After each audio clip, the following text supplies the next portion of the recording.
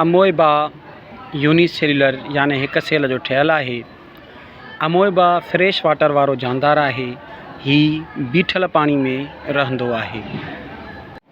अमोएबा जूं कुझु अहम ख़ासियतूं।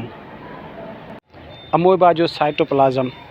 अमोएबा जो साइटोप्लाज़म ॿिनि हिसनि में विरहायल हूंदो आहे। एक्टोप्लाज़म जेको ॿाहिरियों हिसो हूंदो आहे ऐं एंडोप्लाज़म जेको उन जो अंदरियों हिसो हूंदो आहे। अमोएबा में ॿिनि क़िस्मनि जा ख़ाल यानी वैक्यूल्स हूंदा आहिनि। हिकिड़ा सुकिड़जंदड़ ख़ाल जेके फुंडंदा आहिनि ऐं सुकिड़जंदा आहिनि ऐं पाणीअ खे ॿाहिरि कढंदा आहिनि। ॿिया खाधे वारा ख़ाल जेके खाधो जमो कंदा आहिनि। अमोएबा जा कूड़ा पेर या स्यूडोपोडिया इहे आङुरनि जहिड़ा वधियल हिसा हूंदा आहिनि जेके साइटोप्लाज़म ऐं सेल मेम्ब्रेन जा हिसा हूंदा आहिनि।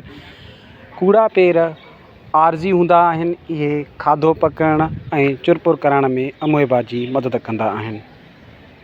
अमोएबा ॿारनि जे बांभड़नि वांगुरु चुरपुर कंदा आहिनि या हरकत कंदा आहिनि। उनखे अमोएबा वारी हरकत चइबो आहे।